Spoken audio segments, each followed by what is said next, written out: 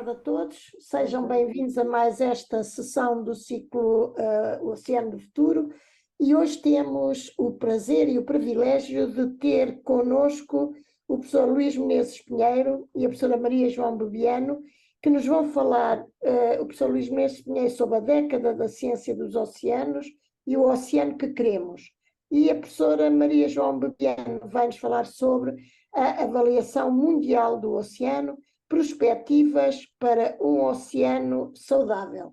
Muito obrigada aos dois nossos prezados conferencistas pelo privilégio que nos dão de estarem connosco aqui a falar de um assunto tão importante que é o oceano do qual dependemos e que muitas vezes ignoramos de todos os pontos de vista.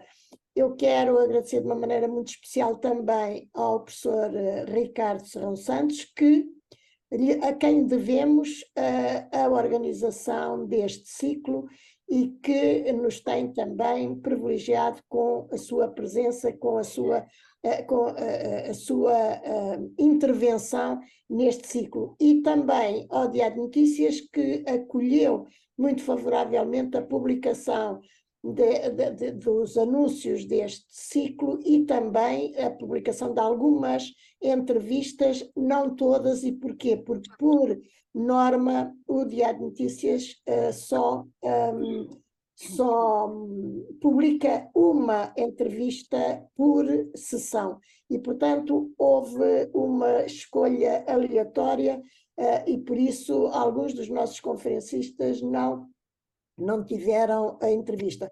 No entanto, peço ao professor Ricardo que me ajude se eu estiver a dizer alguma coisa que não está correta. Contamos com todos os nossos conferencistas para ter, no final deste ciclo, um documento forte, cientificamente, e tocando os pontos e os assuntos que achamos fundamentais e que possa ser um marco realmente deste ciclo e que deixa para a futura leitura e para a futura consulta.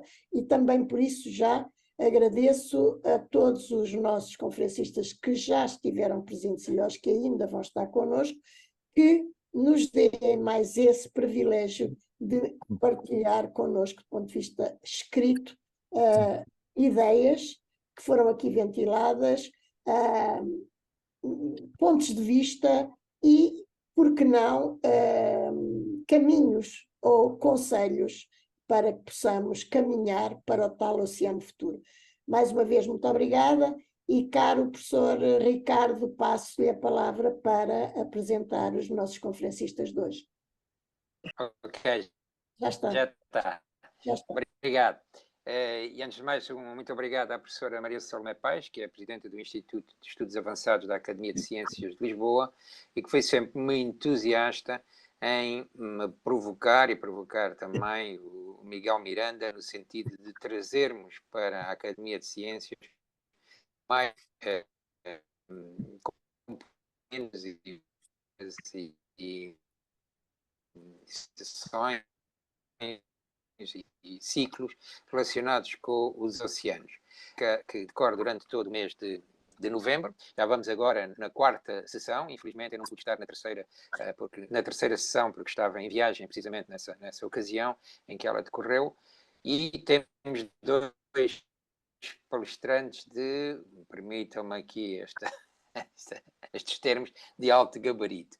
Temos aqui o professor Luís Menezes Pinheiro, que fará a primeira intervenção, e a professora Maria João Bebiano. Ambos estão muito ligados a comitês internacionais, nomeadamente também comitês relacionados com as questões dos oceanos nas Nações Unidas. Por isso mesmo o título deste ciclo tem a ver com os oceanos e as Nações Unidas. O professor Luís Menezes Pinheiro será o primeiro a intervir. Infelizmente não foi preparado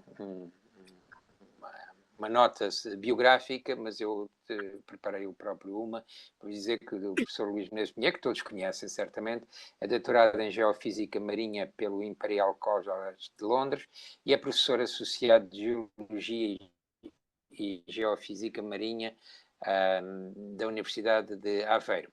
É presidente do Comitê Português junto da Comissão Oceanográfica Intergovernamental da Unesco, que tem sede em Paris.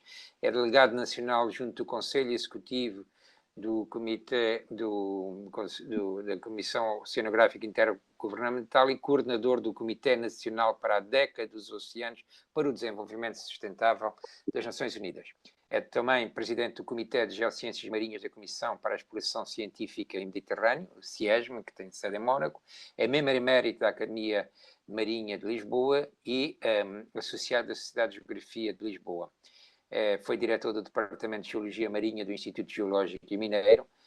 Foi delegado do European Consortium for Ocean Research Drilling e ex-coordenador da Plataforma Tecnológica do Mar da Universidade de Aveiro.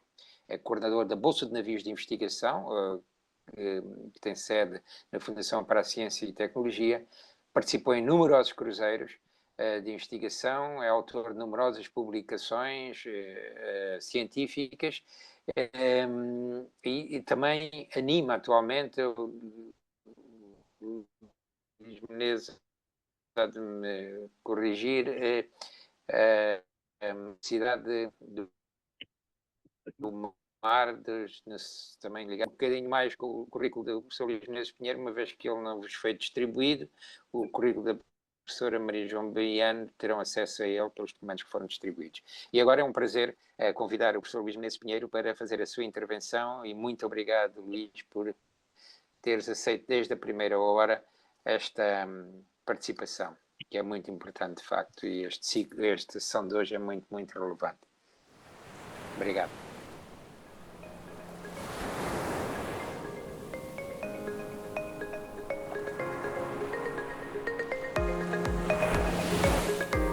Obrigado, Ricardo. Eu não sei se conseguem todos ver, espero que consigam ver agora aqui a minha apresentação. Está perfeito. Está perfeito e conseguem-me ouvir bem. Eu peço desculpa Muito porque bem, está tudo ótimo. eu apanhei a vacina do Covid e da gripe e fiquei rouco, de forma que Está bem, não precisa mais alto. não estar muito maravilhoso, olha, paciência. Portanto, conseguem ver tudo, eu penso que não se veem as caras por cima, é que eu tive que mudar de computador. Não, está bom, está ótimo. Perfeito. Ora bem, muito bem, portanto, aquilo que eu vos vou falar é sobre a década das ciências do oceano para o desenvolvimento sustentável.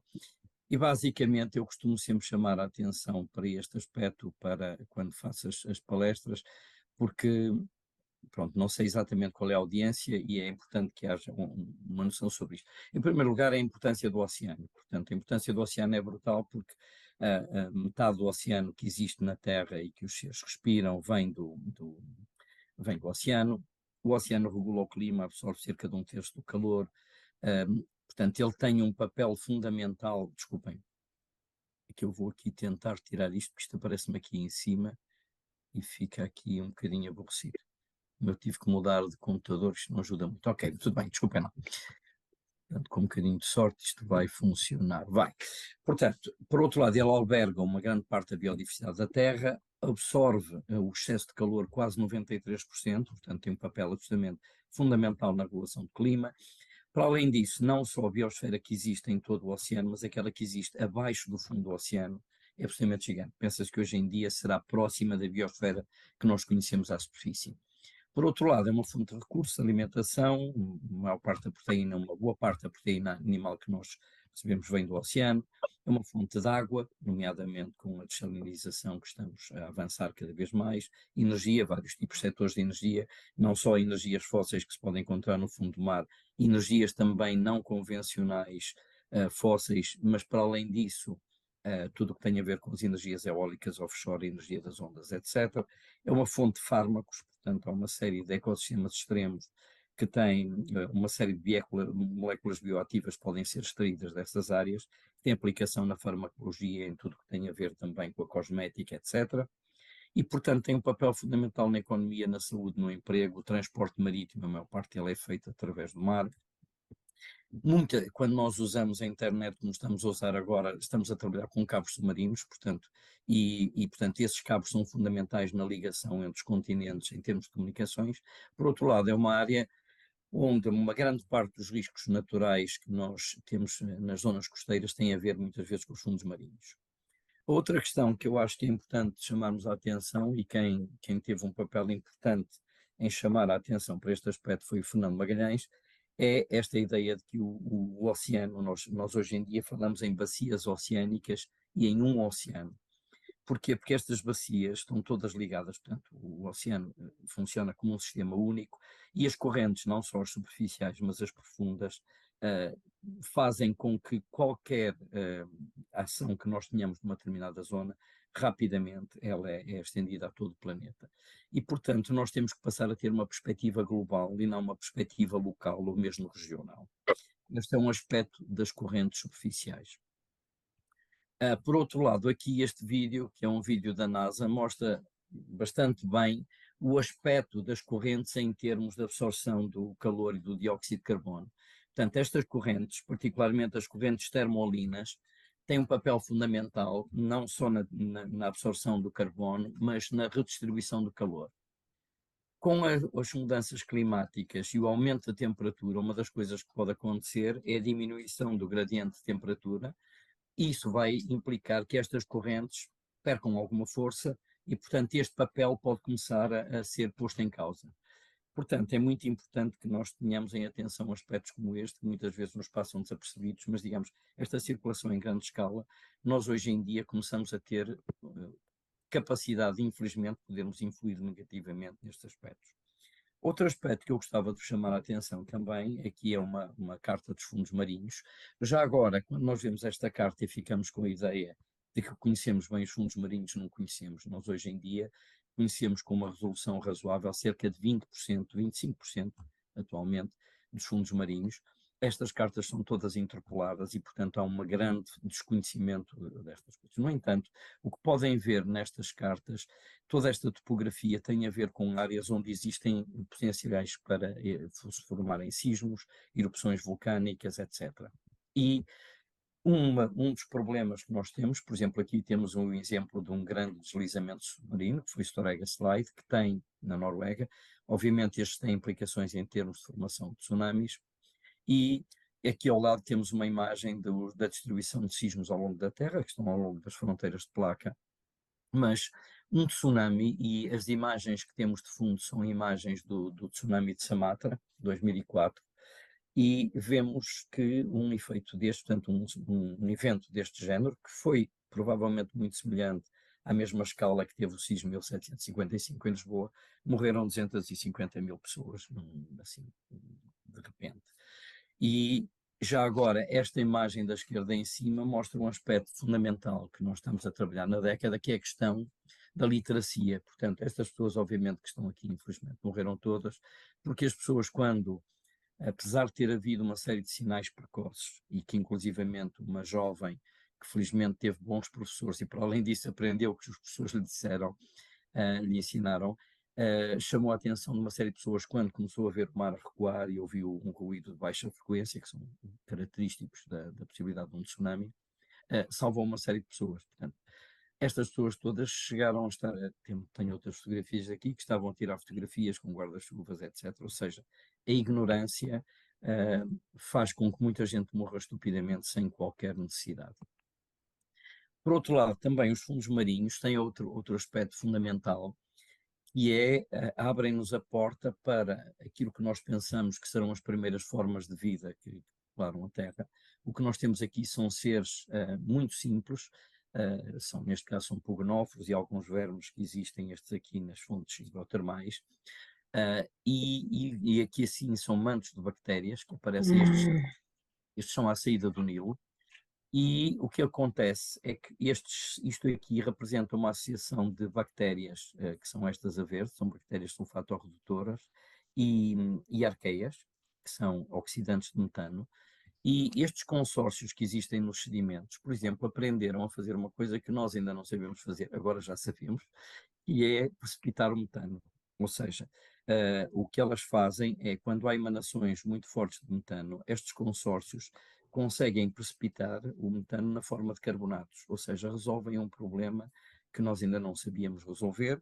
Este processo já foi replicado em laboratório e, portanto, hoje em dia nós começamos a perceber uma série de potenciais soluções para problemas que nós temos em termos de alterações climáticas, e muitos deles estamos a aprendê-los no fundo do oceano. A outra questão que é fundamental também é esta relação entre a saúde humana e a saúde do oceano. Obviamente que hoje em dia a maior parte das pessoas já sabem, mas realmente toda a nossa alimentação que vem do mar, as questões da poluição, por exemplo, mesmo hoje em dia, a questão da poluição com fármacos nas zonas costeiras, tudo isto tem uma implicação brutal na nossa saúde e, portanto, se não cuidarmos da saúde do oceano, estamos a pôr em causa a nossa própria saúde.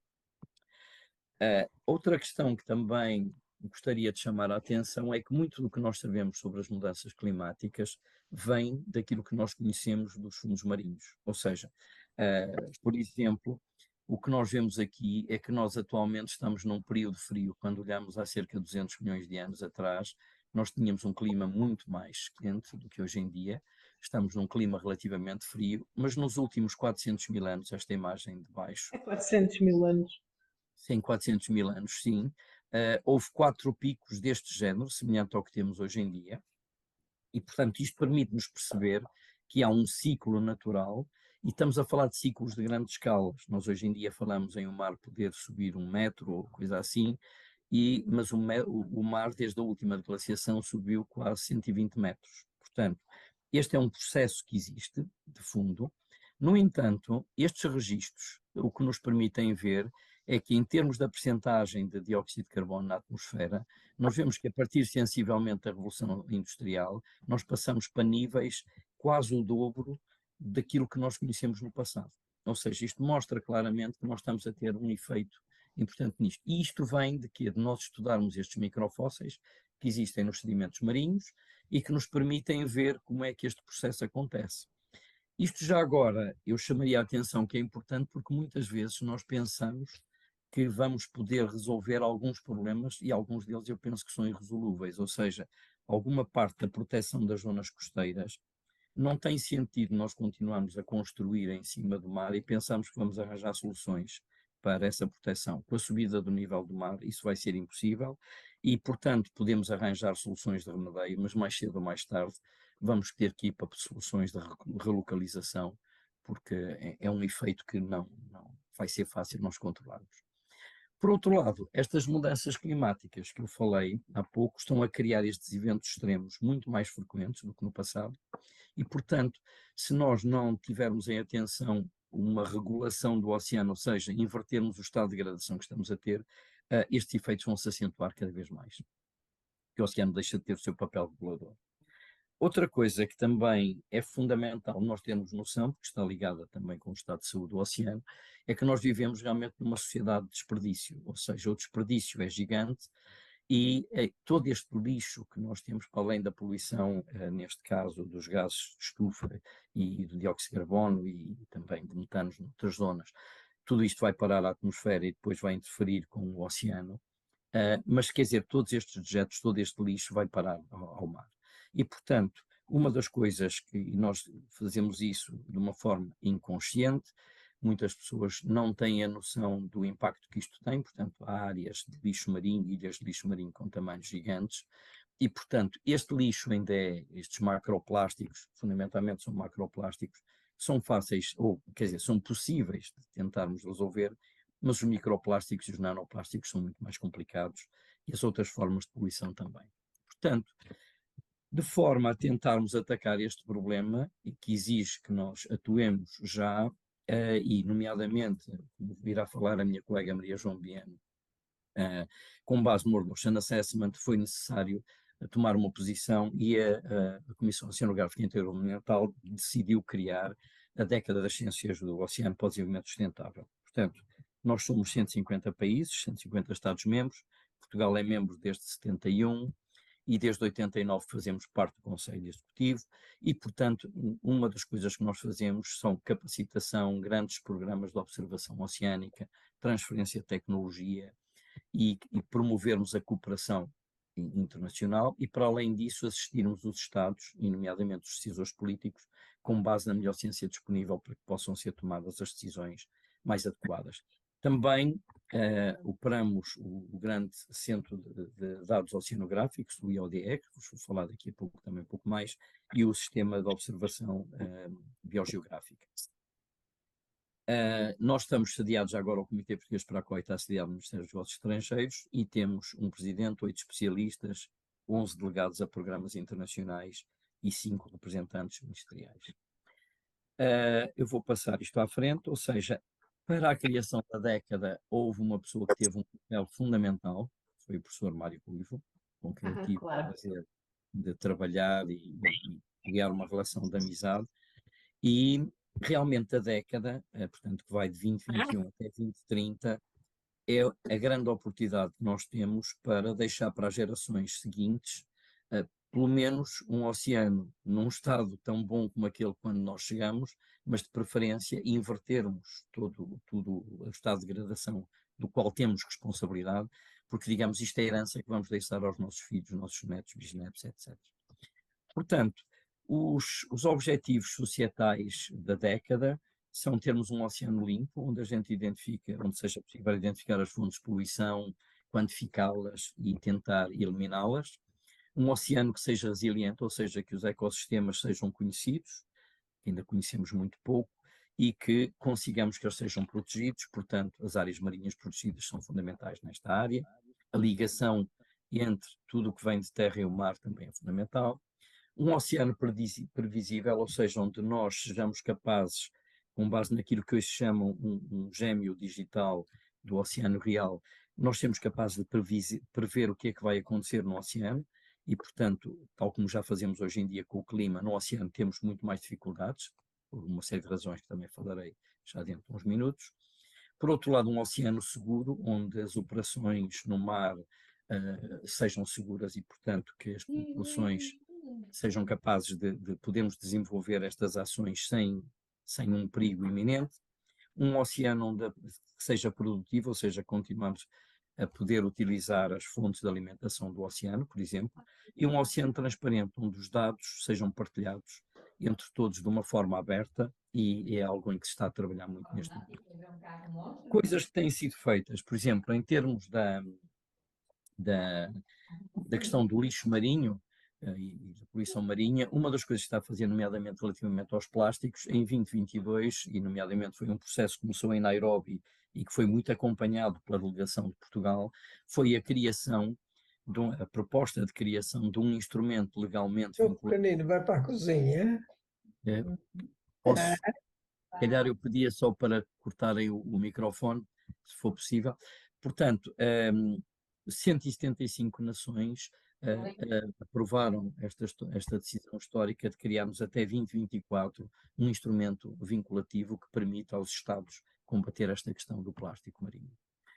Em termos da cartografia dos fundos marinhos, estas cartas que nós vemos aqui, vemos que parece que nós conhecemos o fundo marinho, mas, por exemplo, se nós dividirmos num bloco de eu pedia no supermercado, não foi? aqui alguém a falar do supermercado, que eu pedia só se podiam cortar o microfone, se fosse possível. Portanto, se nós fizermos blocos de 1 km por 1 km, 82% deles não têm valores. Ou seja, nós começamos em 2019, antes do início da década, tínhamos cerca de 6% do oceano cobertos. Neste momento nós temos 25%. Isto tem muito a ver com apoio, nomeadamente até de empresas privadas que têm, nomeadamente a Fugro, que tem contribuído brutalmente. Portanto, este é o tipo de resolução que nós temos em terra, este é o tipo de resolução que temos no mar na maior parte das áreas, e isto é para onde nós queremos ir.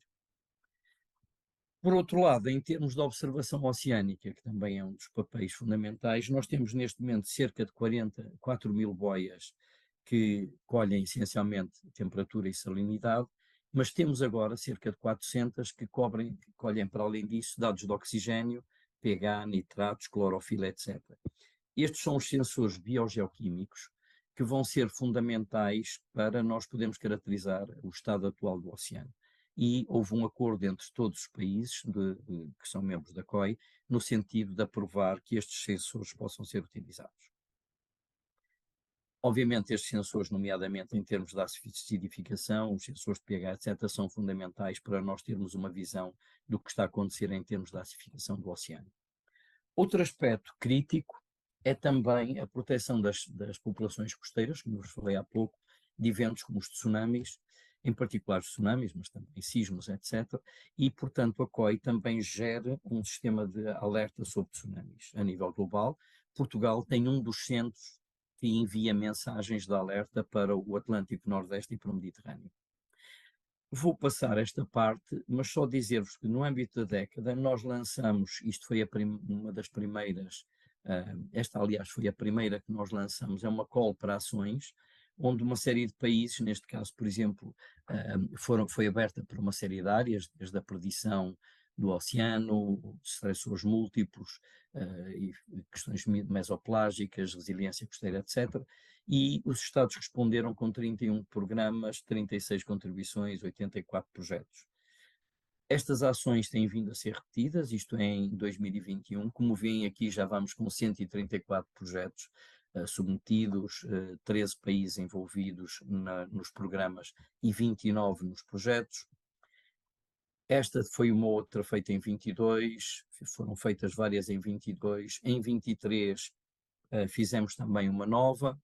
Todas elas têm tido um grande acolhimento por parte dos vários países, e esta é que está ainda em curso e que termina em dezembro de 2023. Portanto, estas calls são anunciadas, o Comitê Português para a COI tem divulgado e, portanto, todos podem concorrer. Não há financiamento, portanto, isto são ações voluntárias, são compromissos voluntários dos Estados-membros.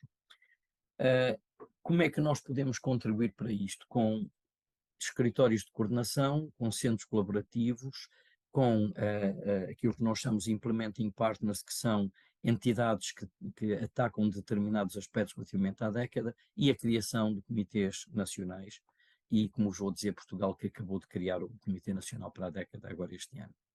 Portanto, estes são os comitês que já existem para a década a nível global. Como é que nós podemos, quem é que pode contribuir? Todas as pessoas. Todos nós, a nível individual, a nível de universidades, de departamentos, de centros de investigação, de fundações filantrópicas, de ONGs, portanto, todos podem ter um papel importante. As crianças e os jovens têm, obviamente, um papel importante quando são educados nas escolas, em transmitirem-se aos seus pais, e, portanto, podemos submeter a atividades, contribuições, que são coisas mais moderadas, ou ações mesmo para a década. Porquê é que isto é importante para Portugal? Porque nós vamos ter uma área brutal sobre jurisdição, portanto, isto é a nossa proposta, ainda não foi aprovada, mas é a nossa proposta, e se tivermos jurisdição nesta área, temos a responsabilidade de zelarmos pela qualidade da água nesta zona e por todos os recursos e pela biodiversidade. Já agora vou passar isto. O que é que nós temos feito em Portugal? Portanto, Portugal faz parte da chamada Ocean Decade Alliance, que é uma aliança de uma série de países, mas que é representada pelos seus patronos. E, portanto, o nosso Presidente da República é um dos patronos da década, são 14, penso eu, neste momento, juntamente com o Príncipe Alberto de Mónaco, etc., o Presidente do Quênia e mais alguns, e, portanto, são patronos que chamam atenção para os aspectos da década ao mais alto nível. Por outro lado, Portugal tem ainda uma estratégia nacional para o mar, até 2030, que está alinhada com os objetivos da década e, em particular, com o Objetivo de Desenvolvimento Sustentável 14, que é este que nós estamos a tratar mais aqui. Também, em termos da cartografia dos fundos marinhos, nós temos um programa, existe o Programa Global para a Cartografia Total dos Grandes Fundos Marinhos até 2030. Esta é a cobertura que nós temos atualmente. Existe um programa em Portugal, que é o programa CIBED 2030, que pretende até 2030 nós cobrirmos a totalidade desta área. Portanto, não vou entrar aqui muito em detalhes. Em termos de riscos sísmicos, nós temos, a distribuição de sismos aqui, que esta zona aqui tem a ver com a fronteira de placa. Portanto, tivemos um dos sismos mais destrutivos da Europa em termos históricos. E no fundo marinho nós vemos falhas como esta é a falha da Ferradura, esta e a falha Marquês de Pombal. A falha Marquês de Pombal chega a ter um rejeito no fundo do mar de cerca de 1000 metros, portanto não há nenhum prédio no mundo com essa altura. estas têm um potencial para gerar tsunamis extremamente grande. O que é que nós agora estamos a fazer a nível global, e Portugal vai ser pioneiro nesta área, é a utilização dos cabos submarinos para monitorizarmos, termos sensores no fundo marinho, nomeadamente sensores não só para variáveis oceânicas essenciais, mas também para sismos e para aviso precoce de tsunamis. E Portugal, como vai substituir este anel que vai ligar o continente, os Açores e a Madeira, nós temos já neste momento em curso a preparação de que este cabo seja um cabo smart, portanto um cabo que é instrumentado e que vai ter uma grande importância para Portugal. Só mais alguns aspectos, estou quase a terminar mesmo. Também no âmbito da nossa participação na COI, a COI solicitou aos Estados-membros que criassem centros nacionais de dados oceanográficos. E, portanto, por iniciativa do Comitê Português para a COI, nós reunimos e criamos um grupo de trabalho juntamente com o IPMA e com o IH, e foi possível assinar este protocolo entre as duas entidades e está agora a ser preparado este Centro Nacional de Dados Oceanográficos, está a ser preparada um front-end no qual qualquer pessoa pode chegar e ter acesso aos dados, estejam no IPMA ou no IH, e também vamos juntar dados que estejam dispersos por universidades e outras entidades. Portanto, isto foi reconhecido agora em 8 de junho de 2023, portanto é relativamente recente. Para além disso, também conseguimos criar, novamente ligado à COI, aquilo que se chama um centro regional da Ocean Teacher Global Academy. Portanto, isto é algo, portanto, isto estou-vos a mostrar algumas ações que nós estamos a desenvolver desde 2021, apesar do comitê só ter sido criado agora. Mas temos estado a trabalhar desde essa altura. Portanto, nós conseguimos juntar 17 instituições nacionais e 170 investigadores e já lecionamos um curso sobre literacia em março de 2023, lecionamos um curso sobre mitigação de erosão costeira em setembro de 23 e um curso de oceanografia observacional que funcionou já em maio, junho de 2022 e em outubro, novembro de 2023, este terminou agora, e já temos um curso sobre algal blooms, portanto para algas tóxicas, para fevereiro de 2024. Estes são cursos que nós damos para capacitação de países em desenvolvimento, em particular de língua portuguesa. Também, com a criação do Comitê Nacional para a Década, já agora aproveito para vos dizer, portanto, ele foi criado em março de 2023, eu fui nomeado para coordenador em abril de 2023, convidei a professora Maria João Biano e o Dr. Telmo Carvalho para co-coordenadores, e este é um comitê que depende de 3 ministérios principais: o Ministério dos Negócios Estrangeiros, da Economia e do Mar, a Ciência, Tecnologia e Ensino Superior, mas que tem articulação com 7 ministérios, portanto, para além destes, com a Defesa, com a Educação, com o Ambiente, a Alimentação, e portanto, permite-nos ter uma ligação global às várias iniciativas ministeriais e, portanto, alinharmos as iniciativas portuguesas até 2030 neste sentido. Ele vai ter uma série de grupos de trabalho e vai ter um fórum de partes interessadas que terá uma série de representantes de ONGs, do setor privado, de universidades, etc. Estou mesmo a terminar.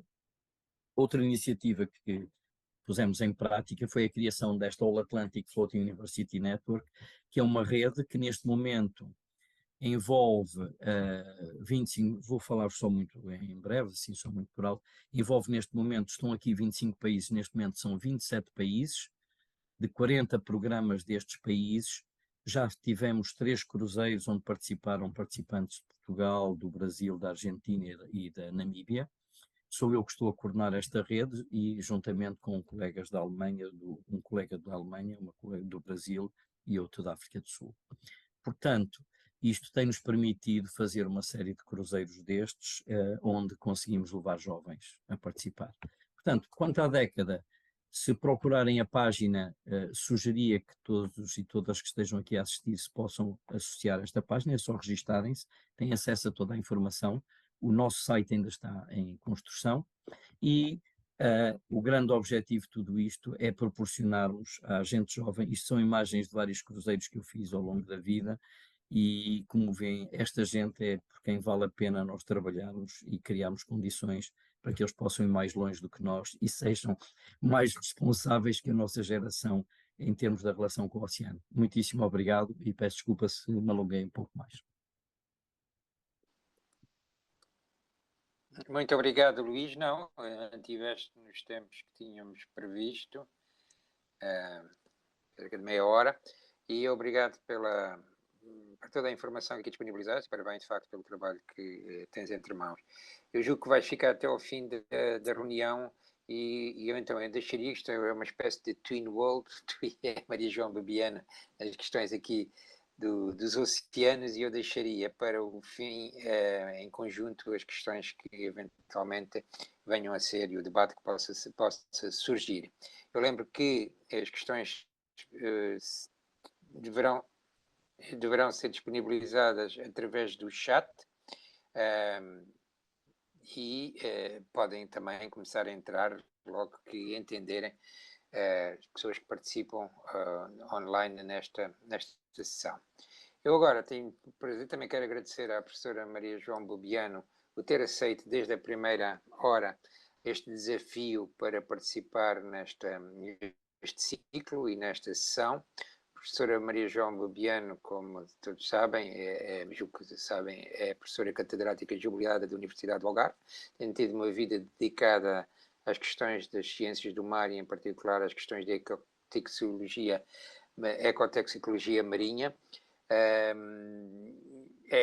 agregada em ciências da terra, do mar e do ambiente pela Universidade do Algarve, e deixa-me dizer que diz aqui no currículo que é atualmente membro do grupo de peritos do processo regular para a avaliação do estado do ambiente marinho, incluindo aspectos socioeconómicos no âmbito das Nações Unidas, mas a professora João Maria Babiano tem sido uma ativa coordenadora no âmbito deste processo, que é também conhecido como World Ocean Assessment, desde que se iniciou o segundo World Ocean Assessment, julgo eu, que não sei se esteve também no primeiro, e que a sua posição e o seu trabalho têm vindo de ano após ano a ganhar maior relevo, e assim maior relevo também tem a professora Maria João Babiano no âmbito das Nações Unidas e deste processo de avaliação dos oceanos, que foi iniciado em 2015 apenas, mas que já vai na terceira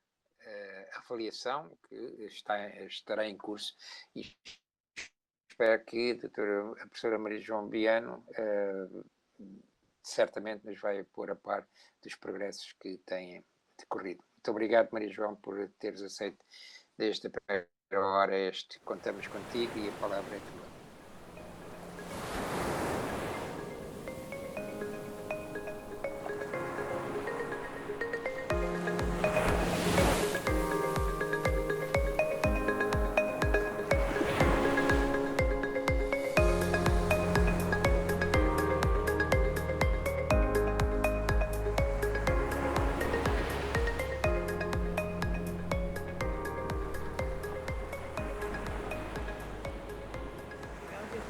Por agradecer o convite e espero que não vá abaixo, porque há bocado, enfim, fiquei um bocado congelada, e eu vou partilhar a minha tela.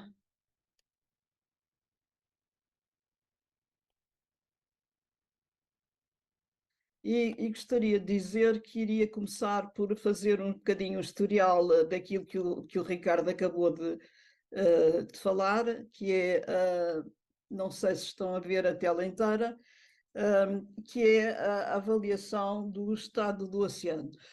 Ou seja, as Nações Unidas têm levado a cabo a única avaliação global do estado do oceano, e para isso designaram, para fazer isso, um nome um bocado estranho, que é o chamado processo regular para a avaliação global do estado do ambiente marinho, incluindo os aspectos socioeconómicos.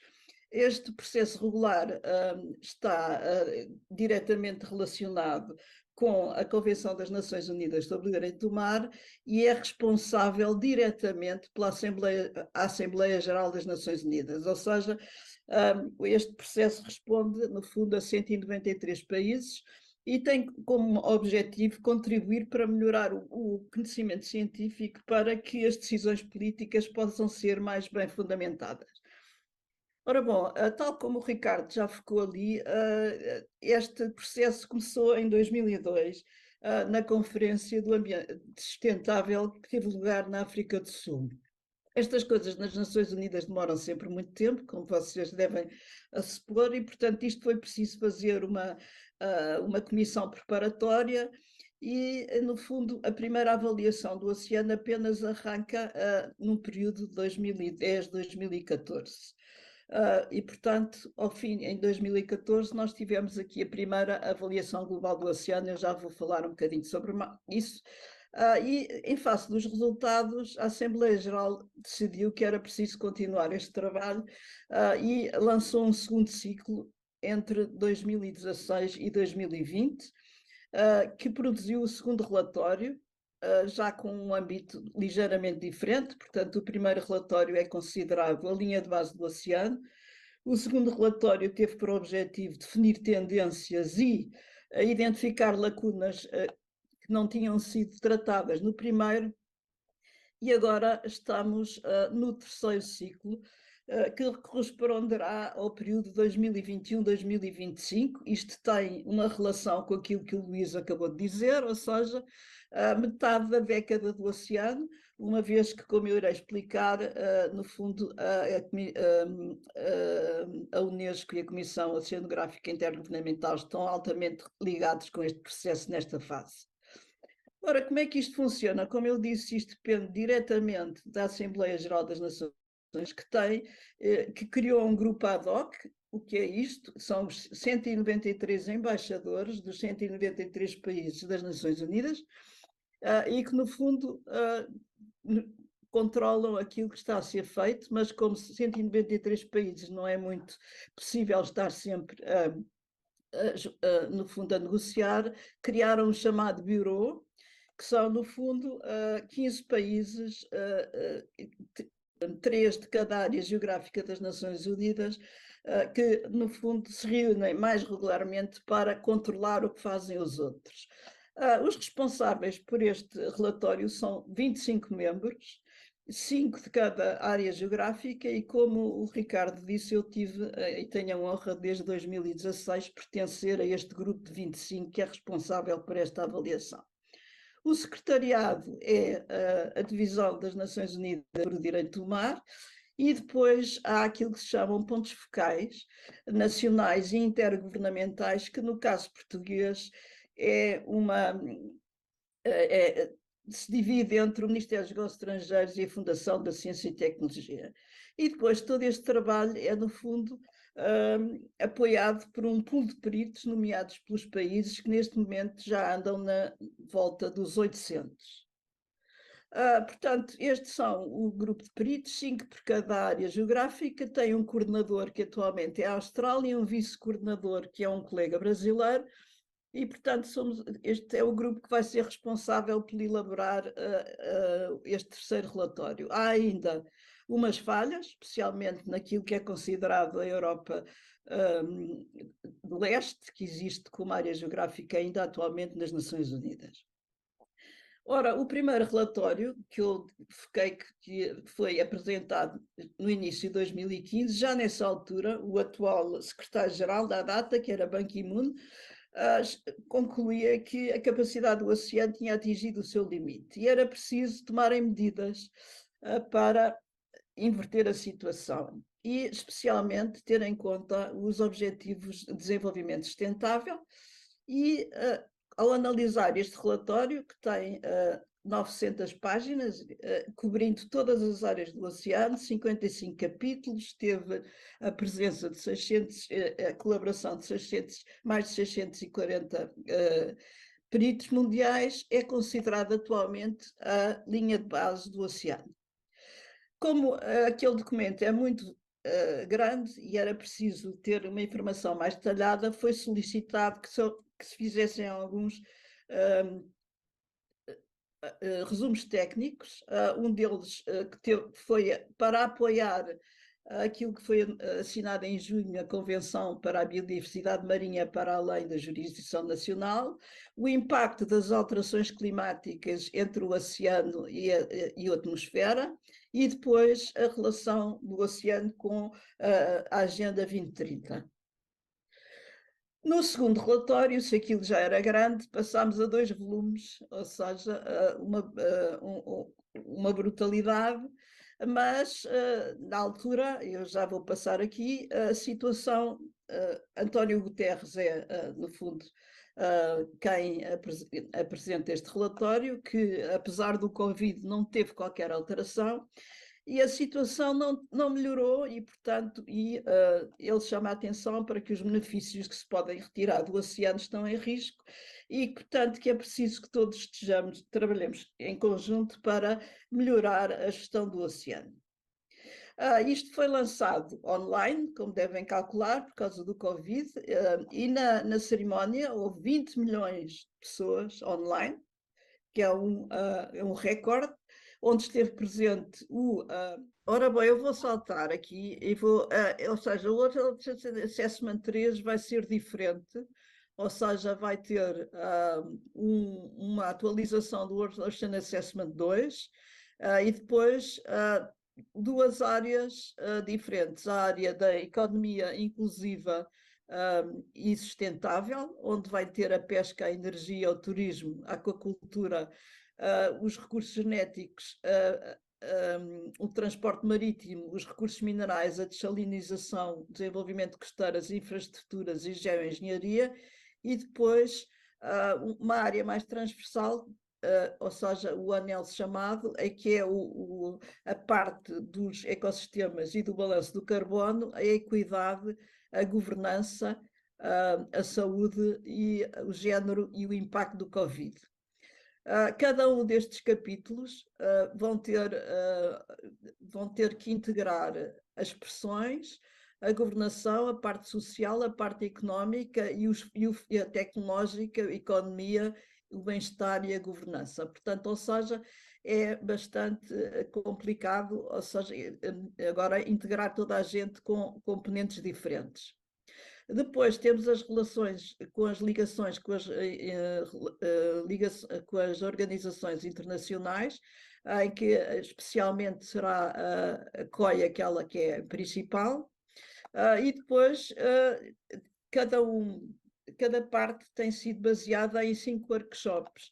A primeira foi para identificar a estrutura, ou seja, que a estrutura do relatório que já foi aprovada pelas Nações Unidas, e a segunda tem sido para definir o que é que vai conter cada um daqueles capítulos. Ou seja, nós já tivemos um workshop em Portugal, vamos ter agora o 5º workshop em Nova Iorque, porque Singapura não conseguiu, no fundo, valorizar o trabalho até o fim. E depois um grande simpósio sobre capacitação e o fortalecimento da ligação entre a política e a ciência, que vai ser na Unesco.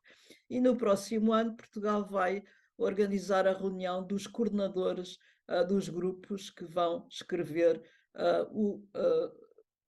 os coordenadores dos diferentes capítulos.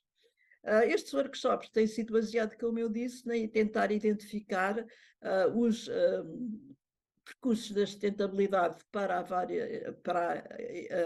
a economia inclusiva, depois a equidade, o género, conhecimento indígena e local.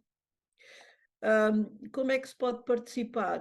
Pode-se submeter uma candidatura diretamente às Nações Unidas, mas que tem que ser depois validada pelos países, e também é preciso que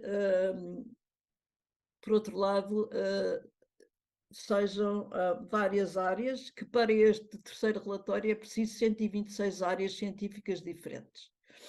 Por outro lado, é preciso promover esta iniciativa na medida em que isto é o único relatório integrado que existe sobre o oceano e que não tem sido muito divulgado em muitas áreas.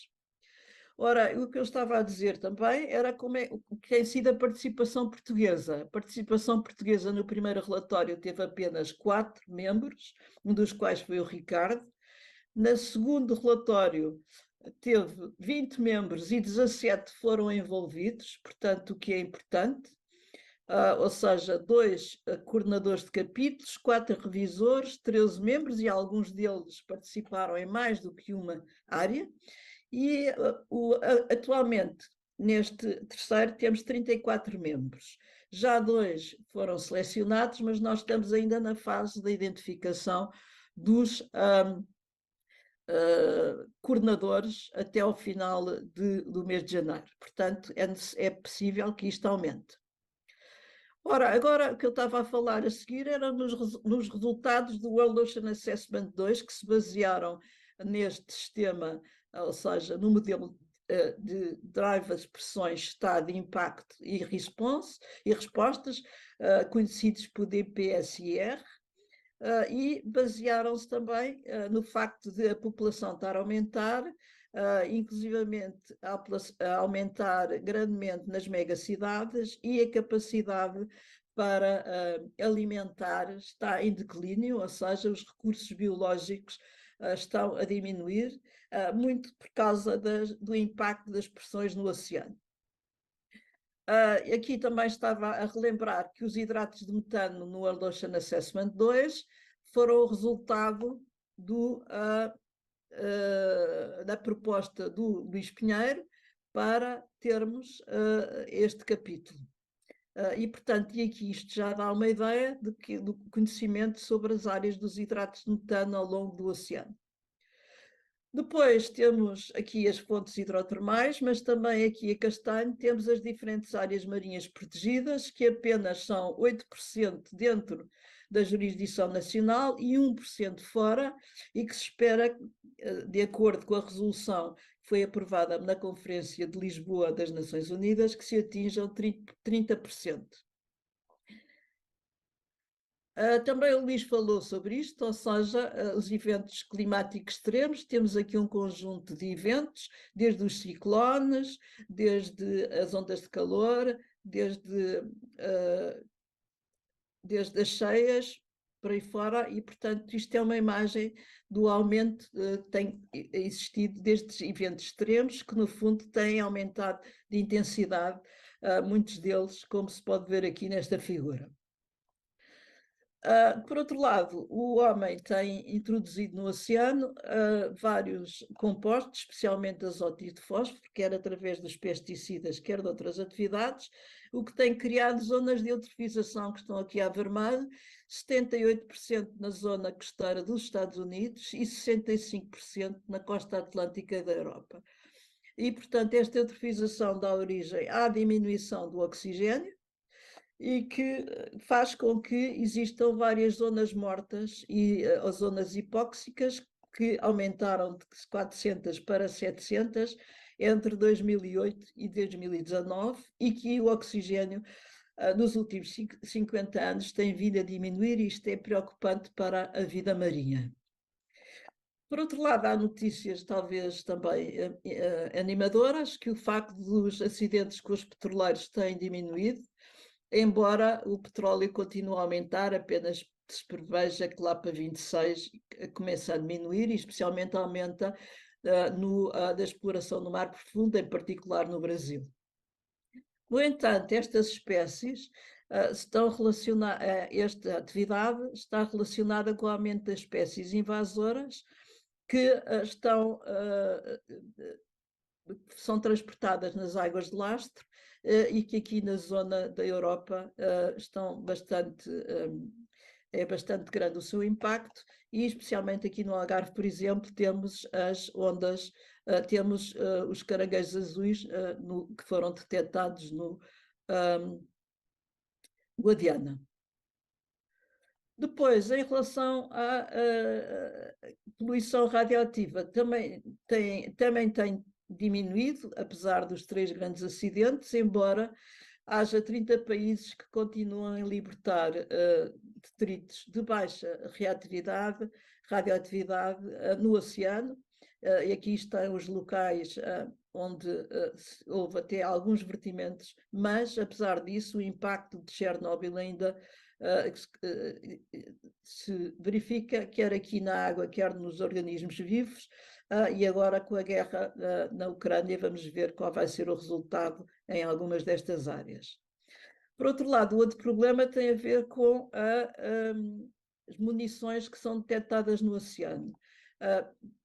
Aqui a maior parte destas munições foram lançadas após a Primeira e a Segunda Guerra, embora Portugal tenha lançado em um navio já há uns tempos, mas o que está a acontecer é que algumas destas munições estão a sofrer corrosão e, portanto, há libertação de algum destes compostos para o oceano. Depois, tendo em vista aquilo que o Ricardo disse e que o Luís também, isto é uma imagem de satélite do oceano, da superfície do oceano, e isto onde estão os giros, e isto é o plástico que está disponível.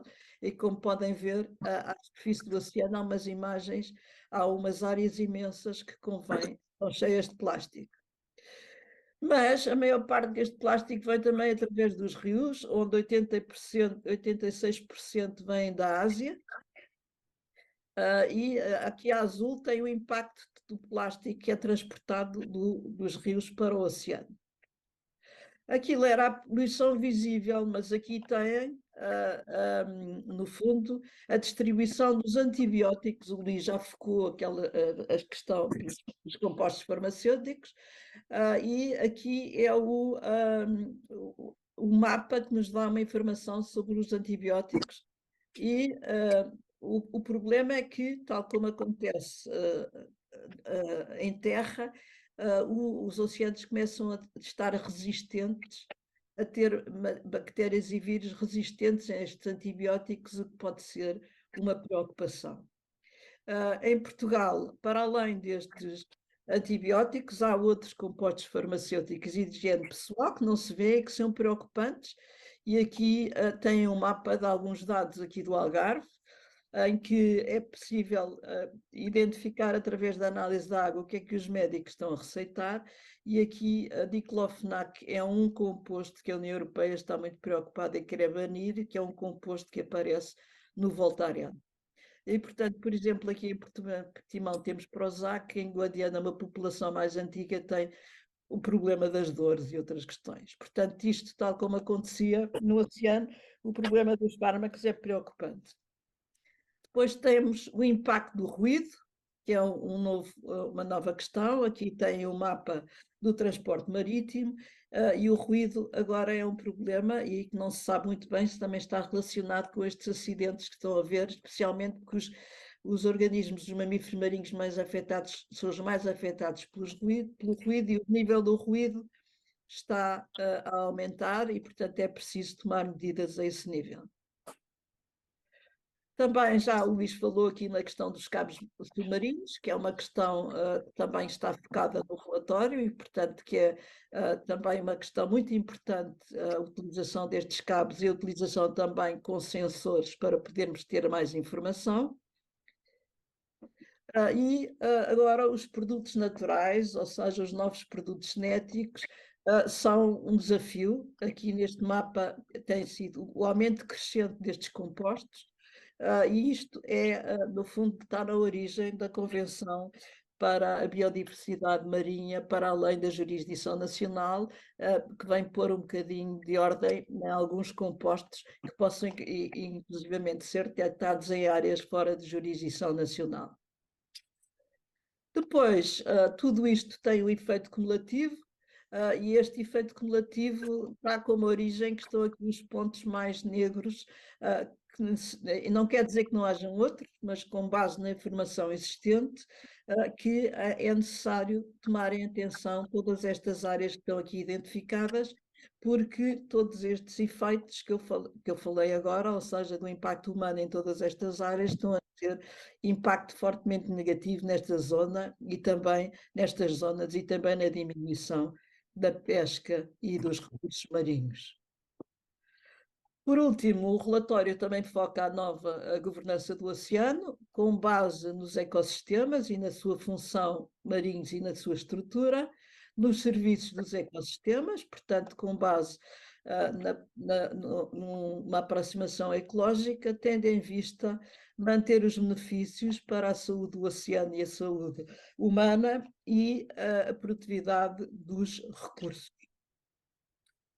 Portanto, com base no relatório desta segunda avaliação, o Fundo Azul financiou um projeto chamado Globo Ocean, que foi submetido à década do oceano como contribuição portuguesa e teve como objetivo fazer vídeos infográficos sobre o relatório desta segunda avaliação.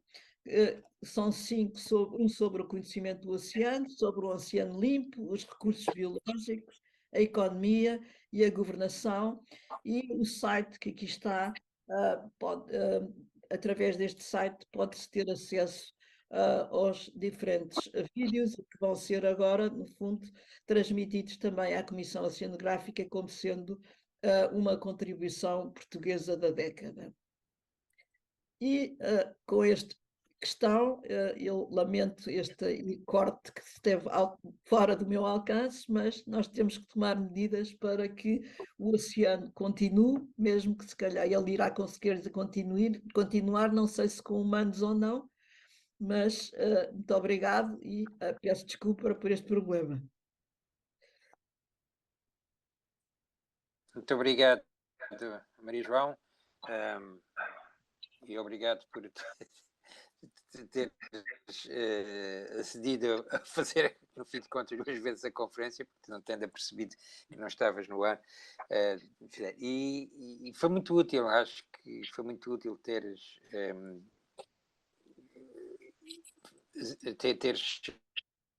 continuado. E eu gostava de pedir, agora já temos poucos participantes, ou já passámos da hora que estava mais ou menos convencionada, que era às 7h30, mas se alguém quiser fazer algum comentário ou alguma questão, levantar alguma questão, tem disponível o chat. Maria João, não sabes, nós entretanto fizemos um debate aqui com o Luís Menezes Pinheiro e as pessoas que estavam ainda a participar nesta sessão. Eu gostava de, se não aparecer aqui nenhuma questão ou comentário, eu gostava de perguntar uma coisa. Nós já vamos na terceira avaliação do oceano, das Nações Unidas. E tem ideia de como é que estas avaliações têm influenciado as políticas globais e até regionais na gestão dos oceanos? Se há alguma avaliação dos impactos destas avaliações, no fim de contas? As Nações Unidas estão a fazer esse impacto. E uma das questões é que muita gente fala é da falta de divulgação. Portanto, o problema da divulgação põe-se, não é? Mas essa avaliação está a ser feita através de inquéritos e de tudo isso, e tem havido várias reações sobre, em algumas áreas, especialmente nos países em desenvolvimento, está a ter bastante impacto. Aliás, porque se tu vires nos workshops dos países em desenvolvimento, há sempre muito mais participantes e há uma avidez imensa de tirar e de utilizar e tirar conclusões.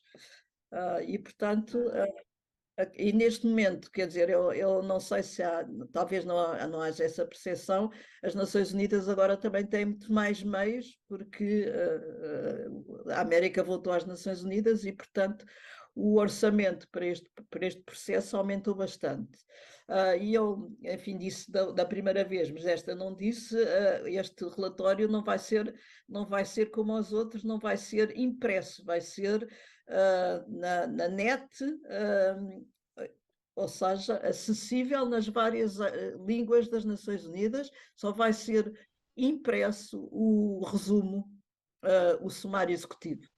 Portanto, não vai haver um volume daqueles 900 páginas, mas inclusivamente vai haver gráficos em que se pode formular e em que se pode fazer, vamos ver como é que isto vai sair, ou seja, tudo baseado nas novas tecnologias. É um desafio para depois quem vai escrever isto, mas a ideia é que estará tudo mais acessível. e mais, com mais acesso. Há sempre uma comparação disto com o IPCC, só que o IPCC tem 30 anos e isto começou muito depois, portanto, quando chegará, se calhar, terá o mesmo impacto de chegar a essa altura, mas está a fazer o seu caminho, eu acho. E acho que Portugal tem tido um papel importantíssimo. Aliás, o Ministério dos Negócios Estrangeiros, ao apoiar estas reuniões, tem sido importante. Eu também tive a oportunidade de fazer uma reunião com os cientistas nacionais. E tinha uma ideia de fazer uma reunião com, no fundo, os gestores também, porque muitos deles, até o fórum, não conhecem. Eu já fiz uma palestra para o Fórum Oceano, como é que podem também usar esta história e as ligações. Mas isto é uma coisa que tem que fazer o caminho com a sua divulgação. Ok, olha, para já quero-te dar os parabéns também e realçar o empenho e que com a tua vinda para este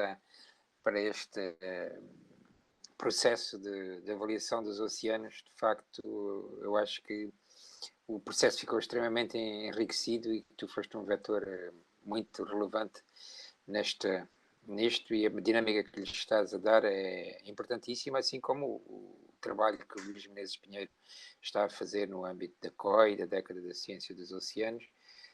Quero-vos dar os meus sinceros parabéns e que tem também sido muito relevante para o Portugal e para a imagem de Portugal, e o apoio do Ministério dos Negócios Estrangeiros que referes é notável. Há aqui há aqui um pedido, gostávamos muito de sua apresentação, um abraço meu e do Armindo, parabéns à organização. Pronto, não é nenhuma questão, é apenas também uma felicitação. Como estamos adiantados no tempo, eu sugeria que ficássemos por aqui, pedindo à professora Maria Salomé Paes, que já fez as despedidas, se quer, se pode fazer de novo as despedidas. Pois eu deixava um agradecimento muito grande à professora Maria João pela maneira clara como nos trouxe este conhecimento e como vemos, afinal, até como o mar pode ser um indicativo do tratamento, ou pelo menos das drogas e daquilo que todos nós utilizamos e com os quais estamos a poluir este oceano. De maneira que muito obrigada, professora Maria João, por ter-nos dado todo este conhecimento de uma maneira tão clara e tão, como é que eu ia dizer, clara, mas precisa e que nos informa e que, penso eu, cada um de nós que aqui está e que a ouviu, funcionará como uma correia de transmissão sobre todo este conhecimento tão importante. E eu deixaria, como há bocadinho dizia, depois da professora Maria João, passava ao professor Ricardo para, se quiser, dar umas últimas palavras, depois de ter feito, e peço desculpa, a devida correção, porque eu tinha o programa incorreto, mas depois filo corretamente. Portanto, mais uma vez convido a todos para estarem connosco neste final de ciclo que eu reputo da maior interesse para que cada um de nós que estamos fora desta área, mas que é tão importante para todos nós e para a nossa vida e para o nosso futuro, constitui uma oportunidade de aumentar o conhecimento rigoroso. E eu gosto muito de salientar rigoroso, se quiserem, com todas as letras grandes. Muito obrigada. Professor Ricardo, passo-lhe a palavra, se quiser. Pronto, então, essas palavras são as palavras finais. Agradeço a todos e encontramos-nos aqui, espero que venham, no dia 29, não é? 29? Próxima semana, próximo dia, acho que é de novembro. De novembro, que é o último dia. Será a última sessão para deste ciclo. Ok? Dedicado ao clima e à biodiversidade. Pronto, olhem, boa noite a todos e cuidado com o frio que é anunciado. Eu não tive frio nenhum hoje, mas pronto. Eu não sei quando está aqui no continente, mas é capaz de estar um bocadinho mais frio do que aí nos Açores, não é? Quer dizer... Não, eu ainda estou aqui em Lisboa. Eu vim Mas está em Lisboa. bom. Como amanhã embora. Hoje Tá bom. aqui a mínima é 9 e a máxima é 18. Mas teve eu tive de dia na rua, estava fantástico, todo mundo a tudo ainda. Estava Ok. um sol maravilhoso. T-shirt. O sol maravilhoso. Bom, Então, boa noite a vai. todos, muito Boa noite. obrigado. Obrigada. Um Boa abraço, noite, obrigado. obrigada.